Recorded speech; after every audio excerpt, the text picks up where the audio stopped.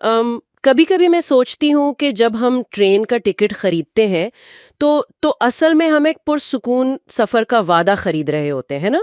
जी बिल्कुल। सफर और मंजिल तक पहुंचने का एक यकीन होता है। सही।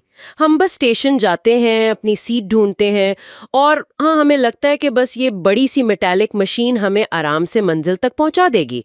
लेकिन मेरा मतलब है, क्या हो अगर ये रोजमर्रा का आम सा मामूल अचानक एक एक बहुत ही खौफनाक और पुरतशद्दुद तबाही में बदल जाए। ये एक बहुत ही डरावना ख्याल है। ना? तो आज के इस डीप डाइव में हम इसी बारे में बात कर रहे हैं। हम एक्सप्रेस न्यूज़ की उन ब्रेकिंग रिपोर्ट्स और उनकी जो तफसीली कवरेज आई है, उसका थोड़ा गहराई से जायजा लेंगे। ये क्वेटा के इलाके चमन फटक में जो ट्रेन पर हमला हुआ है, उस हवाले से है। सही। और देखें, इस गुफ्तगू का मकसद कोई सिर्फ खबरों की सुर्खियां पढ़ना नहीं है, या सिर्फ हलाकतों की गिनती करना नहीं है। बिल्कुल नहीं। ब्रेकिंग न्यूज़ तो अक्सर बस हमें ये बताती है कि क्या हुआ, एक छोटी सी पिक्चर दे देती है। एग्जैक्टली। और हमारा काम आज ये है कि इन बिखरी हुई मालूमात का ये जो पीसेस हैं, इनका टेक्निकल और ज्योग्राफी के हिसाब से तज्जिया करें, ताकि हम समझ सकें कि जाए वकूआ पर असल में कैसे और क्यों ये सब हुआ। हम देखेंगे कि हमलावरों की प्लानिंग क्या थी और रेस्क्यू में क्या रुकावटें आईं। तो चलें सबसे पहले इस लोकेशन की यानी ज्योग्राफी की बात करते हैं। एक्सप्रेस न्यूज़ के जो रिपोर्टर हैं इरफान राना, उन्होंने जो डिटेल्स दी हैं उसके मुताबिक ये निशाना क्वेटा का इलाका चमन फाटक है और खबरों से ये बिल्कुल क्लियर है कि ये कोई वीरान जगह नहीं है। जी नहीं, ये एक पोश और गंजन आबाद रिहायशी इलाका है। अच्छी खासी आबादी है वहाँ। की शिद्दत इतनी ज्यादा थी कि सिर्फ रेलवे ट्रैक या बोगियों को नुकसान नहीं पहुंचा, बल्कि आसपास के जो घर थे उनकी दीवारें तक गिर गईं। जी, दीवाने गिरने की खबर आई है। तो मुझे एक चीज समझाएं, अगर हम एक खुले मैदान में होने वाले धमाके और एक ऐसे ऐसे तंग रिहायशी इलाके के धमाके को कंपेयर करें, तो क्या फिजिक्स, मेरा मतलब है तबाही फैलने के जो असूल है, वो बदल जाते हैं? हाँ हाँ, बिल्कुल बदल जाते हैं। फिजिक्स ऐसे एनवायरनमेंट में टोटली डिफरेंट तरीके से काम करती है।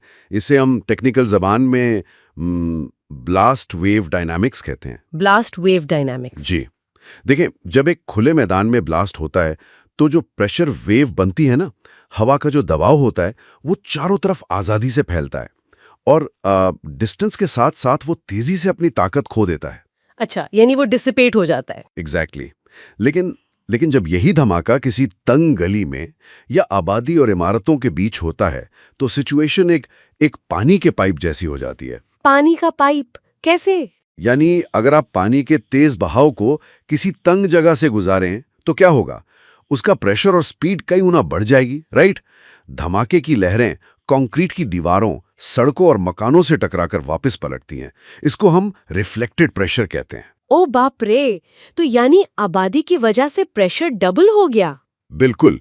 यही वजह है कि बारूद की थोड़ी मिकदार भी अगर तंग इलाके में फटे, तो वो इमारतों का जो बेसिक स्ट्रक्चर है, उसको तबाह कर देती हैं। दीवारें सिर्फ धमाके की आवाज या आग से नहीं गिरती। तो फिर किससे गिरती हैं? वो इस हवा के ठोस और शेडेड दबाव का शिकार होती हैं, जो सेकंड के 1000वें हिस्से में एक हथौड़े की तरह उनसे टकराता है। और इसका रिजल्ट ये निकलता है कि जानी नुकसान सिर्फ श्रैपनल या बारूद के टुकड़ों से नहीं होता, बल्कि जो मलबा गिर रहा है उससे होता है। जी हाँ, गिरने वाले मलबे, शीशों और उड़ती हुई ईंटों की वजह से होता है।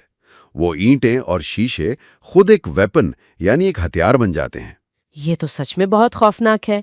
लेकिन यहाँ मेरे जहन में एक सवाल आ रहा है। रेलवे ट्रैक्स तो, मेरा मतलब है, दुनिया भर में दशकों से बल्कि सदियों से शहरों के बीच से गुजर रहे हैं।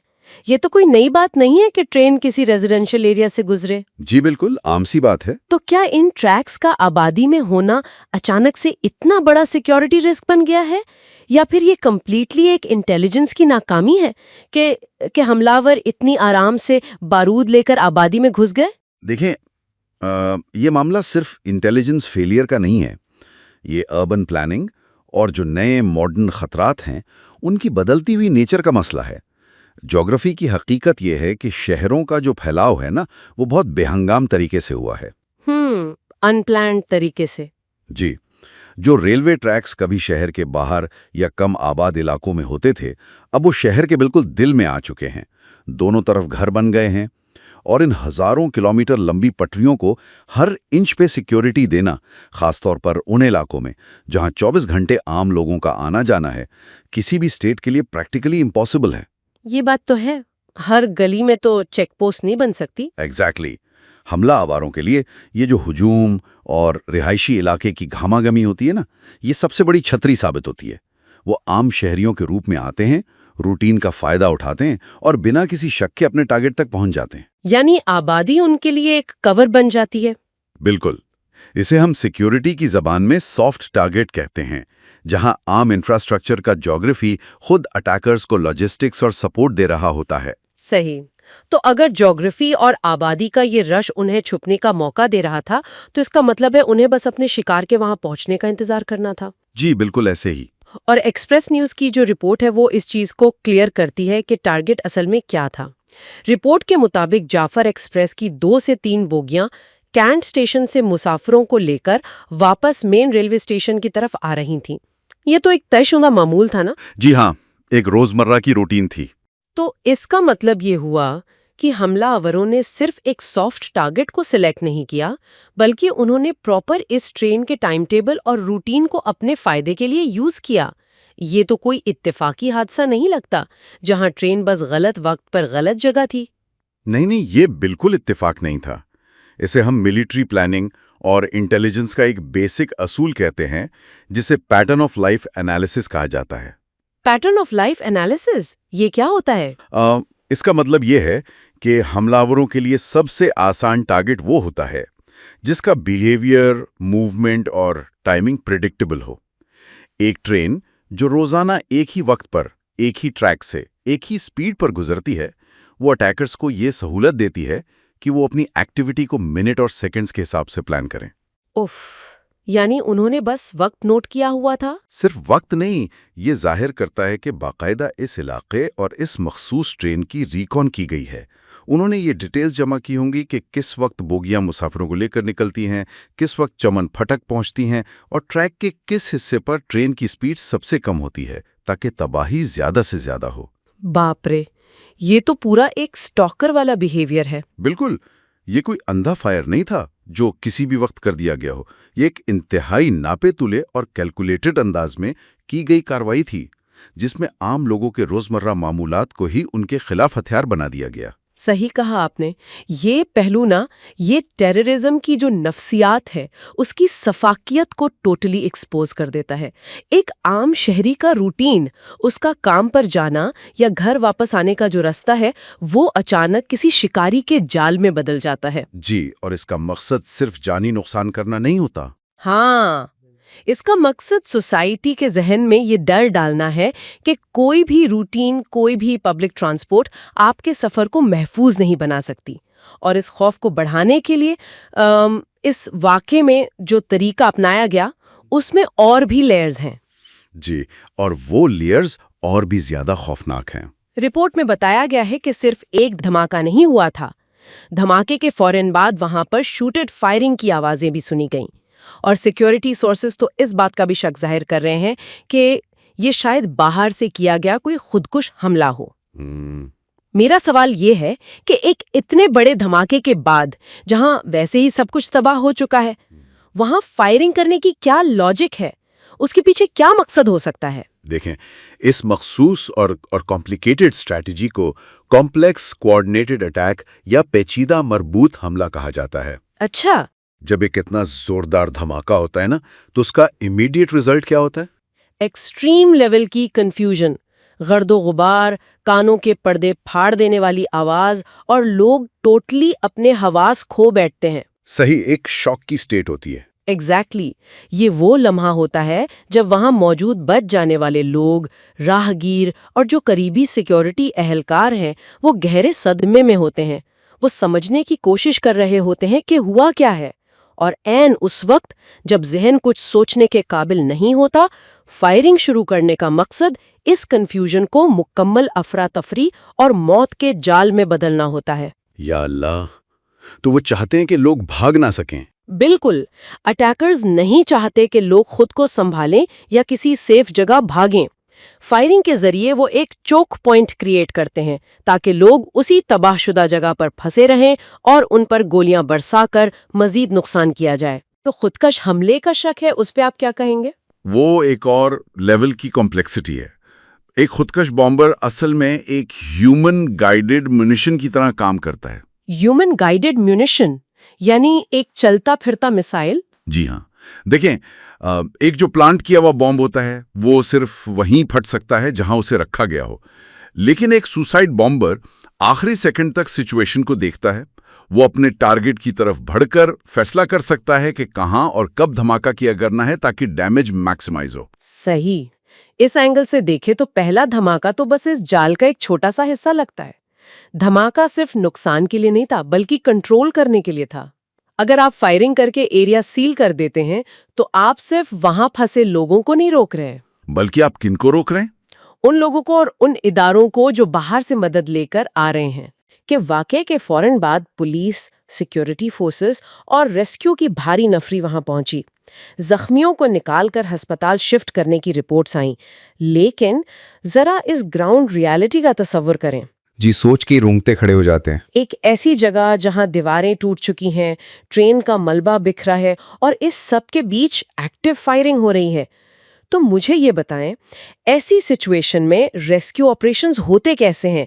सिक्योरिटी फोर्सेस कैसे मैनेज करती हैं जब उन्हें जान भी बचानी हो और गोलियों का सामना भी करना हो? ये किसी भी फोर्स या रेस्क्यू वर्कर के लिए दुनिया का सबसे मुश्किल फेज होता है। इसे लॉ एनफोर्समेंट की लैंग्वेज में एक्टिव थ्रेट एनवायरनमेंट कहते हैं। Active threat environment. जी, आमतौर पर जब कोई एक्सीडेंट होता है ना, तो रेस्क्यू वालों का पहला फोकस होता है कि डायरेक्ट जख्मियों तक पहुंचो और उन्हें निकालो। लेकिन ऐसे कोऑर्डिनेटेड अटैक्स में रूल्स बिल्कुल रिवर्स हो जाते हैं। रिवर्स हो जाते हैं यानी वो फौरन मदद नहीं करते? नहीं कर सकते। सिक्योरिटी फोर्सेस मलबे और जख्मियों की तरफ दौड़ने के बजाय सबसे पहले एक हिफाजती दायरा बनाती हैं, जिसे पेरीमीटर कहते हैं। लेकिन ये तो यानी सुनने में थोड़ा अजीब लगता है कि लोग जख्मी हैं और वो दायरा बना रहे हैं। इसकी क्या वजह है? इस बज़ाहिर बेहिस लगने वाली ताखीर की एक बहुत ठोस वजह है। टेररिस्ट ऑर्गेनाइजेशंस अक्सर जानबूझकर सेकेंडरी डिवाइसेस यानी दूसरे धमाकाखेज मवाद का इस्तेमाल करती हैं। ओह, ताकि जो लोग मदद करने आए उन्हें निशाना बनाया जाए। एग्जैक्टली। उनका असल टारगेट वो रेस्क्यू अहलकार, पुलिस और मीडिया वाले होते हैं जो पहले ब्लास्ट की खबर सुनकर वहां जमा होते हैं। तो फोर्सेस को पहले ये इंश्योर करना पड़ता है कि भाई फायरिंग कहाँ से आ रही है, क्या वहां मजीद अटैकर्स छुपे हैं या कहीं कोई और बॉम्ब तो नहीं। इसका मतलब है जो ये डिले या ताखीर आ रही है, ये कोई इत्तेफाकी डिले नहीं है। अटैकर्स ने बाकायदा इस वक्त को एक हथियार बना लिया है, जिसे मेडिकल लैंग्वेज में गोल्डन आवर कहते हैं। वो उसे पर्पसली जाया करवा रहे हैं। जी बिल्कुल, 100% सही कहा आपने। हम जानते हैं कि अगर किसी सिवियर सदमे या एक्सीडेंट में पहले 1 घंटे में प्रॉपर मेडिकल हेल्प मिल जाए तो बचने के चांसेस बहुत ज्यादा होते हैं। लेकिन अगर रेस्क्यू टीम्स को पहले क्लियरेंस का वेट करना पड़े, फायरिंग की वजह से रुकना पड़े, तो ये गोल्डन आवर तो तेजी से निकल रहा है। ये ताखीर तो खुद एक खामोश कातिल बन गई। इसमें जरा भी मुबालगा नहीं है। असल में अटैकर्स की पूरी टैक्टिकल अप्रोच ही इस डिले को पैदा करने पर होती है।